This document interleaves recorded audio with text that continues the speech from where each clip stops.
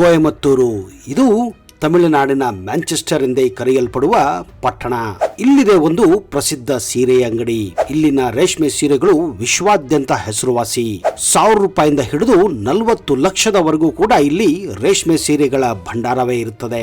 ಅದು 2008 ಏಪ್ರಿಲ್ ತಿಂಗಳು. ಸುಮಾರು 70 ರಿಂದ 72 ವಯಸ್ಸಿನ ಮಂಗಳಮೂರ್ತಿ ತಮ್ಮ ಮಗನ ಮದುವೆಗಾಗಿ ಸೀರೆಯನ್ನ ನೋಡಲು ಈ ಪ್ರಸಿದ್ಧ ರೇಷ್ಮೆ ಸೀರೆ ಅಂಗಡಿಗೆ ಹೋಗಿದ್ದಾರೆ. ಜೊತೆಗೆ ಅವರ ತಂಗಿ ಕೂಡ ಇದ್ದರು. ತಮ್ಮ ತಂಗಿಗಾಗಿ ಮತ್ತು ಹೊಸದಾಗಿ ಮದುವೆ ಆಗಲಿರುವ ಮದುಮಗಳಿಗಾಗಿ ಸೀರೆಯನ್ನ ಹುಡುಕಲು ಪ್ರಾರಂಭಿಸಿದ್ದರು. ಅವರು ಸೀರೆಗಳನ್ನು ನೋಡುವಾಗ ಕೆಲವೊಂದು ಅಂಶಗಳನ್ನ ಅತ್ಯಂತ ಗಮನವಿಟ್ಟು ನೋಡುತ್ತಿದ್ದರು. ಹೀಗೆ ಒಬ್ಬ ಅಜ್ಜಿ ಇಷ್ಟು ತೀಕ್ಷ್ಣವಾಗಿ ಸೀರೆಗಳನ್ನ ಒಂದೊಂದು ಭಾಗವನ್ನ ನೋಡುತ್ತಿರುವುದನ್ನ ಗಮನಿಸಿದ ಆ ಸೀರೆ ಅಂಗಡಿ ಸೇಲ್ಸ್ಮನ್ ನಿಜಕ್ಕೂ ಆಶ್ಚರ್ಯಚಕಿತನಾಗಿದ್ದ. ಯಾಕಂದ್ರೆ ಅಷ್ಟೊಂದು ಸೂಕ್ಷ್ಮತೆ ಅವನಿಗೊಬ್ಬನಿಗೆ ಮಾತ್ರ ಗೊತ್ತಿತ್ತು. ತಕ್ಷಣವೇ ಅದರಲ್ಲಿದ್ದ ಒಬ್ಬ ಸೇಲ್ಸ್ಮನ್ ಹೋಗಿ ಅಂಗಡಿಯ ಮ್ಯಾನೇಜರ್ಗೆ ಆ ಹೆಂಗಸು ಸೀರೆಯನ್ನು ನೋಡುತ್ತಿರುವ ವಿಧಾನವನ್ನ ತಿಳಿಸಿದ್ದಾನೆ. ತಕ್ಷಣವೇ ಆ ಮ್ಯಾನೇಜರ್ ಫೋನ್ ಮಾಡಿ ತನ್ನ ಓನರ್ಗೂ ಈ ವಿಷಯವನ್ನ ತಿಳಿಸಿದ್ದಾನೆ. ವಿಷಯ ತಿಳಿಯುತ್ತಿದ್ದ ಹಾಗೆ ಆ ಸಿಲ್ಕ್ ಸ್ಯಾರಿ ಅಂಗಡಿಯ ಮಾಲೀಕ ಓಡೋಡಿ ಬಂದಿದ್ದ. ಅಷ್ಟಕ್ಕೂ ಆ ವಯಸ್ಸಾದ ಅಜ್ಜಿ ಆ ಸೀರೆಗಳಲ್ಲಿ ಏನು ಹುಡುಕುತ್ತಿದ್ದರು? ಆ ಸೇಲ್ಸ್ಮನ್ಗೆ ಯಾಕೆ ಆ ಅಜ್ಜಿಯ ಮೇಲೆ ಅನುಮಾನ ಬಂತು? ಆ ಸೀರೆ ಅಂಗಡಿಯ ಮಾಲೀಕ ಓಡೋಡಿ ಬಂದಿದ್ದು ಯಾಕೆ? ಸ್ನೇಹಿತರೆ, ಇದೊಂದು ಸತ್ಯ ಘಟನೆ. ಇದು ಇಡೀ ಕೊಯಮತ್ತೂರನ್ನೇ 2008ರಲ್ಲಿ ಬೆಚ್ಚಿ ಬೀಳಿಸಿತ್ತು. ಅಷ್ಟಕ್ಕೂ ಅಲ್ಲಿ ನಡೆದಿದ್ದೇನು ಅಂತ ನೀವು ತಿಳಿಯಬೇಕೆಂದ್ರೆ ಈ ವಿಡಿಯೋನ ಕೊನೆವರೆಗೂ ಮಿಸ್ ಮಾಡದೆ ನೋಡಿ.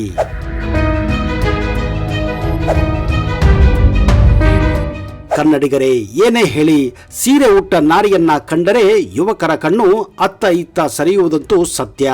ಅಂಥದೊಂದು ಶಕ್ತಿ ಸೀರೆಗಿದೆ ಮತ್ತು ಸೀರೆ ಉಟ್ಟ ನಾರಿಗಿದೆ. ಅಷ್ಟೇ ಏಕೆ, ಸೀರೆಗಾಗಿ ಸಿನಿಮಾ ಹಾಡುಗಳು ಇವೆ. ಅದರಲ್ಲಿ ಸೀರೆಯಲ್ಲಿ ಹುಡುಗಿಯ ನೋಡಲೇಬಾರದು ಎಂಬ ಹಾಡು ಯುವಕರ ಮನ ಗೆದ್ದಿರೋದು ಸುಳ್ಳಲ್ಲ.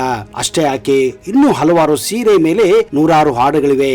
ಇಷ್ಟೆಲ್ಲ ಹೊಗಳಿಕೊಳ್ಳುವ ಭಾರತದ ಸೀರೆಯ ಪರಂಪರೆ ಮತ್ತು ಅದರ ಇತಿಹಾಸದ ಬಗ್ಗೆ ಅನೇಕ ಜನರಿಗೆ ತಿಳಿದೇ ಇಲ್ಲ.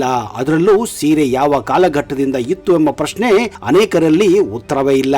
ಸೀರೆ ಎಂಬ ಪದವು ಸಂಸ್ಕೃತ ಪದ ಸತಿಯಿಂದ ಬಂದಿದೆ. ಇದರ ಅರ್ಥ ಬಟ್ಟೆಯ ಪಟ್ಟಿ ಎಂದು. ಇದು ಆರ್ಯ ಸಾಹಿತ್ಯದಲ್ಲಿ ಮಹಿಳೆಯರ ಉಡುಗೆ ಎಂದು ಉಲ್ಲೇಖಿಸಲಾಗಿದೆ.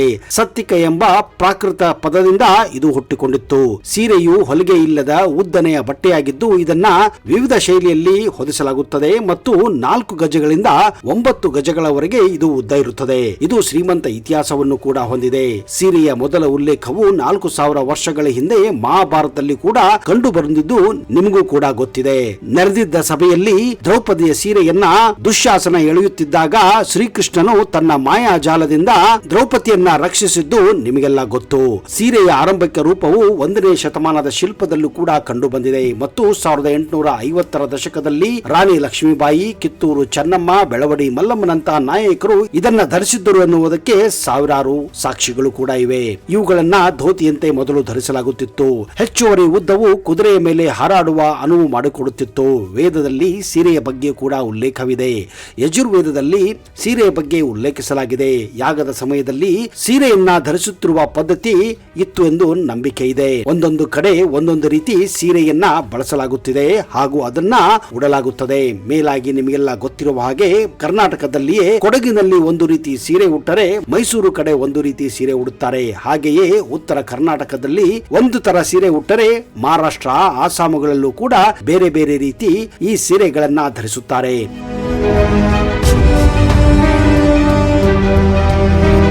ಸಿಂಧು ನಾಗರಿಕತೆಯ ಕಾಲದಿಂದಲೂ ಸೀರೆ ಇತ್ತು ಎನ್ನಲಾಗುತ್ತದೆ.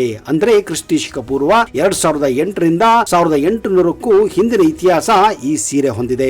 ಅದರಲ್ಲೂ ಹೆಚ್ಚಾಗಿ ಭಾರತದ ಉಪಖಂಡ ಅಂದ್ರೆ ಭಾರತ, ಪಾಕಿಸ್ತಾನ, ನೇಪಾಳ, ಬಾಂಗ್ಲಾದೇಶ ಹಾಗೂ ಶ್ರೀಲಂಕಾದಲ್ಲಿ ಸೀರೆಯನ್ನ ಮಹಿಳೆಯರು ಹೆಚ್ಚಾಗಿ ಬಳಸುತ್ತಾರೆ. ಹಬ್ಬ ಹರಿದಿನಗಳಲ್ಲಿ, ಪೂಜೆಯ ಸಮಯದಲ್ಲಿ ವಿಯೆಟ್ನಾಂ, ಥೈಲ್ಯಾಂಡ್ ನಲ್ಲಿಯೂ ಕೂಡ ಸೀರೆಗಳನ್ನ ಬಳಸುವುದನ್ನು ನಾವು ಕಂಡಿದ್ದೇವೆ. ಸೀರೆಯ ಆರಂಭಿಕ ದಾಖಲೆಯನ್ನ ನಾವು 1500 ದಶಕದ ಆರಂಭದಲ್ಲಿ ಪೋರ್ಚುಗೀಸ್ ಪ್ರಯಾಣಿಕರಿಂದ ಬಂದಿದೆ. ಅವರು ಈ ಉಡುಪನ್ನ 5 ಗಜ ಉದ್ದದ ಅತ್ಯಂತ ತೆಳುವಾದ ಹತ್ತಿ ಅಥವಾ ರೇಷ್ಮೆಯ ಬಿಳಿ ಉಡುಪುಗಳು, ಅದರ ಒಂದು ಭಾಗವನ್ನ ಸೊಂಟದ ಸುತ್ತಲೂ ಸುತ್ತುವರಿಸುತ್ತಾರೆ ಮತ್ತು ಇನ್ನೊಂದು ಭಾಗವನ್ನ ಭುಜದ ಮೇಲೆ ಹೊದಿಸಲಾಗುತ್ತದೆ ಎಂದು ಅವರು ಬರೆದಿದ್ದರು. ಅಷ್ಟೇ ಅಲ್ಲದೆ ಒಂದು ತೋಳು ಮತ್ತು ಭುಜವನ್ನ ಮುಚ್ಚದೆ ಬಿಡಲಾಗುತ್ತದೆ ಎಂದು ಕೂಡ ಆ ಪೋರ್ಚುಗೀಸ್ ಪ್ರಯಾಣಿಕ ಬರೆದಿದ್ದರು ಎನ್ನಲಾಗಿದೆ. ಈ ಕಾಲಘಟ್ಟದ ಬಗ್ಗೆ ಸಂಶೋಧನೆ ನಡೆಸಿದಾಗ ವಿಗ್ರಹಗಳ ಮೇಲೆ ಸೀರೆ ಧರಿಸುವಂತಹ ವಿನ್ಯಾಸಗಳನ್ನು ನೀವು ನೋಡಿರಬಹುದು. ಹೀಗಾಗಿ ಹಳೆಯ ಇತಿಹಾಸವನ್ನು ಸೀರೆ ಹೊಂದಿದೆ ಎನ್ನುವುದು ಗಮನಾರ್ಹ ಸಂಗತಿಯಾಗಿದೆ.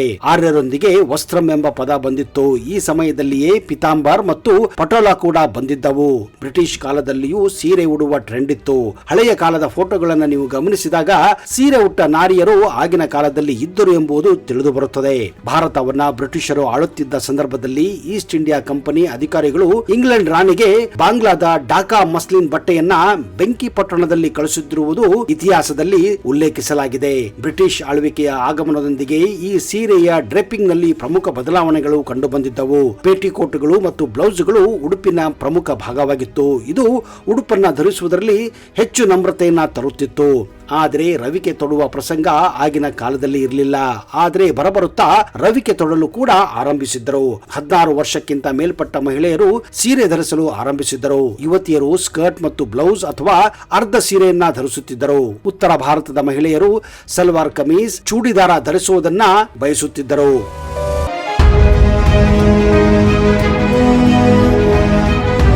ಮದುವೆಯ ವಯಸ್ಸಿನ ಮಹಿಳೆಯರು ಯಾವಾಗಲೂ ಸೀರೆಯನ್ನ ಧರಿಸುತ್ತಿದ್ದರು. ಭಾರತ ಸ್ವಾತಂತ್ರ್ಯ ಪಡೆದ ನಂತರ ಸೀರೆ ಇತಿಹಾಸದಲ್ಲಿ ಗಮನಾರ್ಹ ಪ್ರಗತಿ ಕಂಡು ಬಂದಿತ್ತು. ಈ ಅವಧಿಯಲ್ಲಿ ನೇಯ್ಗೆ, ಬಣ್ಣ ಬಳಿಯುವುದು ಮತ್ತು ಮುದ್ರಣಕ್ಕಾಗಿ ವಿವಿಧ ಯಂತ್ರಗಳನ್ನ ಬಳಸುವುದು ಪ್ರಾರಂಭವಾಗಿತ್ತು. ಗ್ರಾಮೀಣ ಕುಶಲಕರ್ಮಿಗಳು ಮತ್ತು ನೇಕಾರರು ಈ ಕೌಶಲ್ಯವನ್ನ ಅಭಿವೃದ್ಧಿಪಡಿಸಿದ್ದರು. ಇದು ಬಹುಮುಖಿ ಜವಳಿಗೆ ವಿಶ್ವಾದ್ಯಂತ ಹೆಚ್ಚಿಗೆ ಮೆಚ್ಚುಗೆಯನ್ನ ಗಳಿಸಲು ಆರಂಭವಾಗಿತ್ತು. ಸಂಕೀರ್ಣವಾಗಿ ನೇಯ್ದ, ಪ್ರಕಾಶಮಾನವಾಗಿ ಮುದ್ರಿತವಾದ ಹತ್ತಿ ಬಟ್ಟೆಗಳು ಮತ್ತು ಕೈಯಿಂದ ಚಿತ್ರಿಸಿದ ಸೀರೆಗಳು ಆ ಸಮಯದಲ್ಲಿ ಜಾಗತಿಕವಾಗಿ ಹೆಚ್ಚು ಬೇಡಿಕೆಯಲ್ಲಿದ್ದವು. ಹೀಗಾಗಿ ಆಗಲೇ ಸಾವಿರಾರು ರೂಪಾಯಿ, ಲಕ್ಷಾಂತರ ರೂಪಾಯಿ ಬೆಲೆ ಬಾಳುವ ಸೀರೆಗಳನ್ನ ಭಾರತದಿಂದ ಬೇರೆ ಬೇರೆ ದೇಶಗಳಿಗೆ ಬ್ರಿಟಿಷರು ರಫ್ತು ಮಾಡುತ್ತಿದ್ದರು ಹಾಗೂ ದುಡ್ಡನ್ನ ಗಳಿಸುತ್ತಿದ್ದರು. ಕಾಲಾಂತರದಲ್ಲಿ ಸೀರೆಗಳು, ಅವುಗಳ ಜವಳಿ, ಇಳಕಲ್ ಸೀರೆಗಳು, ಕಲಂಕರಿ ಸೀರೆಗಳು, ಪಟೋಲಾ ಸೀರೆಗಳು, ಪೈಥನಿ ಸೀರೆಗಳು, ಕಾಂಜೀವರಂ ಸೀರೆಗಳು, ಬನಾರಸಿ, ಮೈಸೂರು ಸಿಲ್ಕ್, ಚಂದೇರಿ ಮತ್ತು ಚಿಕ್ಕನ್ನರಿ ಬಟ್ಟೆಗಳು, ಹತ್ತಿಗಳು ಮುಂತಾದ ಕೆಲವು ವಿಶೇಷ ಹೆಸರುಗಳಿಂದ ಈ ಸೀರೆಗಳು ಹೆಸರುವಾಸಿಯಾಗಿದ್ದವು. ಈಗಲೂ ಕೂಡ ನೀವು ಈ ಸೀರೆಗಳನ್ನ ಕಾಣಬಹುದು. ಇಂದಿನವರೆಗೂ ಪ್ರಪಂಚಾದ್ಯಂತ ಸೀರೆ ಪ್ರಿಯರಲ್ಲಿ ಇವು ಹೆಚ್ಚು ಬೇಡಿಕೆ ಇವೆ. ಇಂದು ಫ್ಯಾಷನ್ ಪ್ರಗತಿಯೊಂದಿಗೆ ಎಲ್ಲೆಡೆ ಮಹಿಳೆಯರು ಮತ್ತು ಪುರುಷರು ಸೀರೆಯ ಮೂಲಕ ಡ್ರೇಪ್ಸ್ ಗಳನ್ನು ಕೂಡ ಪ್ರಯೋಗಿಸುತ್ತಿದ್ದಾರೆ. ಬ್ಲೌಸ್ಗಳನ್ನ, ಪೆಟಿಕೋಟ್ಗಳನ್ನ, ಜಾಕೆಟ್ಗಳನ್ನ ಕಾಲಾಂತರದಲ್ಲಿ ಬದಲಾವಣೆಗಳು ಕಾಣುತ್ತಿರುವುದು ನಾವು ನೋಡುತ್ತಿದ್ದೇವೆ. 1940ರಲ್ಲಿ ಹಿಂದಿ ಸಿನಿಮಾಗಳಲ್ಲಿ, ಕನ್ನಡ ಸಿನಿಮಾಗಳಲ್ಲಿ ಬಳಸುತ್ತಿದ್ದ ಈ ಬ್ಲೌಸ್ಗಳು ದಿನ ಕಳೆದಂತೆ ಬದಲಾಗುತ್ತಾ ಬಂದಿರುವುದು ನೀವು ನೋಡಿದ್ದೇವೆ. ಪ್ರಿಂಟೆಡ್ ಡ್ರೇಪ್ಸ್ ಗಳನ್ನ ಉತ್ತಮವಾಗಿ ಹಿಡಿದಿಡಲು ಬೆಲ್ಟ್ ಗಳನ್ನ ಕೂಡ ಈಗ ಪರಿಚಯಿಸಲಾಗುತ್ತಿದೆ. ಸೀರೆಯನ್ನ ಪ್ಯಾಂಟ್ ಮತ್ತು ಸ್ಕರ್ಟ್ ಗಳನ್ನು ಕೂಡ ಧರಿಸಲಾಗುತ್ತಿದೆ. ಸದ್ಯ ಪ್ರಸ್ತುತ ಕಾಲಘಟ್ಟದಲ್ಲಿ ಸೀರೆ ಬೆಲೆ ಕೇಳಿದರೆ ಮಾರುದ್ದ ಓಡಿ ಹೋಗುವ ಪರಿಸ್ಥಿತಿ ಬಂದಿದೆ. ಯಾಕಂದ್ರೆ ಸೀರೆಗಳು, ಅದರಲ್ಲೂ ರೇಷ್ಮೆ ಸೀರೆಗಳು, ಒರಿಜಿನಲ್ ರೇಷ್ಮೆ ಸೀರೆಗಳು ತುಂಬಾನೇ ದುಬಾರಿ ಇವೆ. ಇವುಗಳ ಬೆಲೆ ಲಕ್ಷಾಂತರ ರೂಪಾಯಿ ಇದೆ. ಭಾರತೀಯ ಸಂಸ್ಕೃತಿಯನ್ನ ಪ್ರತಿಬಿಂಬಿಸುವ ಸೀರೆಯ ಮಹತ್ವ ನಿಜಕ್ಕೂ ಅಪಾರವಾಗಿದೆ. ಪ್ರತಿ ವರ್ಷ ಡಿಸೆಂಬರ್ 21ರಂದು ವಿಶ್ವ ಸೀರೆ ದಿನ ಎಂದು ಕೂಡ ಆಚರಿಸಲಾಗುತ್ತದೆ. ಮೈಸೂರಿನ ಮಹಾರಾಜರು 1912ರಲ್ಲಿ ಸ್ಥಾಪಿಸಿದ ರೇಷ್ಮೆ ಗಿರಣಿಯಲ್ಲಿ ಸೀರೆಗಳನ್ನ ತಯಾರಿಸುತ್ತಿದ್ದರು. ಅವರು ಸ್ವಿಟ್ಜರ್ಲೆಂಡ್ ನಿಂದ ಆಮದು ಮಾಡಿಕೊಂಡ 32 ಯಂತ್ರ ಮಗ್ಗಗಳನ್ನ ಆರಂಭಿಸಿದ್ದರು. ಯಂತ್ರ ಮಗ್ಗಗಳನ್ನ 1980ರಲ್ಲಿ ಕೆಎಸ್ಐಸಿಯ ಆಡಳಿತ ವಶಕ್ಕೆ ಇವುಗಳನ್ನ ಒಪ್ಪಿಸಲಾಗಿತ್ತು.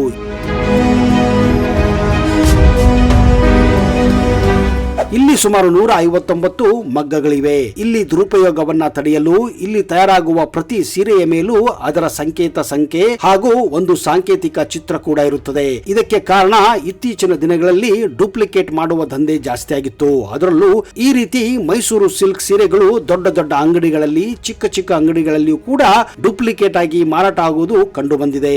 ಇಂತಹದೇ ಒಂದು ಘಟನೆ 2008ರಲ್ಲಿ ಕೊಯಮತ್ತೂರಿನಲ್ಲಿ ಒಂದು ಪ್ರಸಿದ್ಧ ಸಿಲ್ಕ್ ಸಾರಿ ಅಂಗಡಿಯಲ್ಲೂ ಕೂಡ ನಡೆದಿತ್ತು. ಇದಕ್ಕಾಗಿಯೇ ಮೈಸೂರು ಸಿಲ್ಕ್ ಸಂಸ್ಥೆ ಇದರ ಬಗ್ಗೆ ಕಂಪ್ಲೇಂಟ್ ಅನ್ನು ಕೂಡ ದಾಖಲಿಸಿತ್ತು. ಹೀಗಾಗಿ ಇದನ್ನ ಕಂಡುಹಿಡಿಯಲು ಖುದ್ದಾಗಿ ಮೈಸೂರು ಸಿಲ್ಕ್ ಸಂಸ್ಥೆಯ ಒಬ್ಬ ಹಳೆಯ ಹಾಗೂ ನುರಿತ ಮ್ಯಾನೇಜರ್ ಅನ್ನ ಈ ರೀತಿ ಡೂಪ್ಲಿಕೇಟ್ ಸೀರೆಯನ್ನ ಕಂಡುಹಿಡಿಯಲು ಆ ಅಂಗಡಿಗೆ ಮಾರು ವೇಷದಲ್ಲಿ ಕಳಿಸಲಾಗಿತ್ತು. ಹೌದು, ಅವರೇ ಮಂಗಳ ಮೂರ್ತಿ. ತಮ್ಮ ಮಗನ ಮದುವೆ ಇದೆ ಅಂತ ಆ ಅಂಗಡಿಗೆ ನುಗ್ಗಿದ್ದಾರೆ. ಅಲ್ಲಿ ಯಾವ ರೀತಿ ಡೂಪ್ಲಿಕೇಟ್ ಮೈಸೂರು ಸಿಲ್ಕ್ ಸೀರೆಯನ್ನ ಮಾರುತ್ತಿದ್ದಾರೆ ಅನ್ನುವುದನ್ನ ಕಂಡುಹಿಡಿಯಲು ಅವರು ಹೋಗಿದ್ದರು. ಇದೇ ಕಾರಣ ಅವರು ಕೆಲವೊಂದು ಸೀರೆಗಳನ್ನ ತರಿಸಿ ಒರಿಜಿನಲ್ ಮೈಸೂರು ಸಿಲ್ಕ್ ಸೀರೆಯ ಸಂಖ್ಯೆಗಳನ್ನ ಮತ್ತು ಚಿತ್ರಗಳನ್ನ ಒಂದೊಂದಾಗಿ ಪರೀಕ್ಷೆ ಮಾಡಲು ಆರಂಭಿಸಿದ್ದರು. ಇದನ್ನ ನೋಡಿದ ಸೇಲ್ಸ್ಮನ್ ತಮ್ಮ ಮ್ಯಾನೇಜರ್ಗೆ ಇದರ ಬಗ್ಗೆ ಹೇಳಿದ್ದಾನೆ. ಆ ಮ್ಯಾನೇಜರ್ ಆ ಅಂಗಡಿಯ ಓನರ್ಗೆ ಹೇಳಿದ್ದಾನೆ. ಎಲ್ಲಿ ತಮ್ಮ ಡೂಪ್ಲಿಕೇಟ್ ದಂಧೆ ಗೊತ್ತಾಗುತ್ತದೆ ಅಂತ ಆ ಮಾಲೀಕ ಓಡೋಡಿ ಬಂದಿದ್ದಾನೆ. ಅಷ್ಟರೊಳಗೆ ಮಂಗಳಾಮೂರ್ತಿ ತಮ್ಮ ಜೊತೆ ಬಂದಿದ್ದ ಪೊಲೀಸರನ್ನ ಅಂಗಡಿಗೆ ಕರೆಸಿದ್ದಾರೆ. ತಕ್ಷಣವೇ ಇಡೀ ಅಂಗಡಿಯನ್ನ ಸೀಸ್ ಮಾಡಿಸಿದ್ದರು. ಆಮೇಲೆ ಗೊತ್ತಾಗಿದ್ದು ಆ ಅಂಗಡಿಯಲ್ಲಿ ಬರೋಬ್ಬರಿ 4.8 ಕೋಟಿ ಬೆಲೆ ಬಾಳುವ ಡೂಪ್ಲಿಕೇಟ್ ಮೈಸೂರು ಸಿಲ್ಕ್ ಸಾರಿಗಳು ಇದ್ದವು ಅಂತ. ಆದ್ರೆ ಆ ಡೂಪ್ಲಿಕೇಟ್ ಸೀರೆಗಳ ಬೆಲೆ ಕೇವಲ 35 ಲಕ್ಷ ಮಾತ್ರ ಆಗಿತ್ತು. ಹೌದು, ಮಂಗಳಮೂರ್ತಿಯವರು ಮಾಡಿದ ಈ ಕಾರ್ಯವನ್ನ ಕಂಡು ಕೆಎಸ್ಐಸಿ ಮೈಸೂರು ಅವರ ಕಾರ್ಯವೈಖರ್ಯವನ್ನ ಶ್ಲಾಘಿಸಿತ್ತು.